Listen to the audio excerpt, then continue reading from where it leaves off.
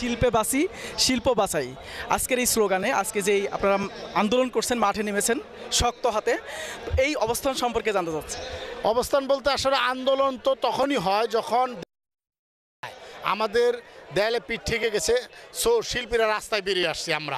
আমরা মনে করি যে এই আন্দোলনটা বলবো এরকম আমাদের আন্দোলন না, এটা জনগণের আন্দোলন, যারা নাটক দেখে যারা টেলিভিশন দেখে তাদের আন্দোলন। কারণ আজকের যে পরিবেশ এখানে আমরা সৃষ্টি করেছি সেটা হলো যে বিদেশি ডাবিংকৃত নাটক বন্ধ করার একটা বিষয় আছে, প্লাস হলো বিদেশি কলা কৌশলীরা এখানে আসতেছে তাদের একটা বিষয় আছে, এআইটির একটা বিষয় আছে, এবং আদার্স যে বিষয়গুলো আমাদের কিছু বিজ্ঞাপন চলে যাচ্ছে দেশের বাইরে সেগুলো যাতে না যায় সেগুলো বন্ধর জন্য।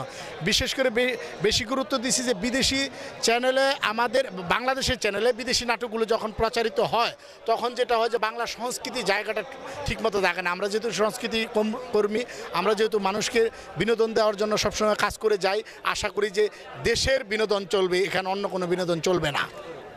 প্রজন্ম.com-কে ধন্যবাদ যে আজকের এই আমাদের আন্দোলনের সাথে আপনারাও আছেন, আমাদের সব কিছু তুলে ধরতেছেন, এই জন্য আপনাদেরকে ধন্যবাদ।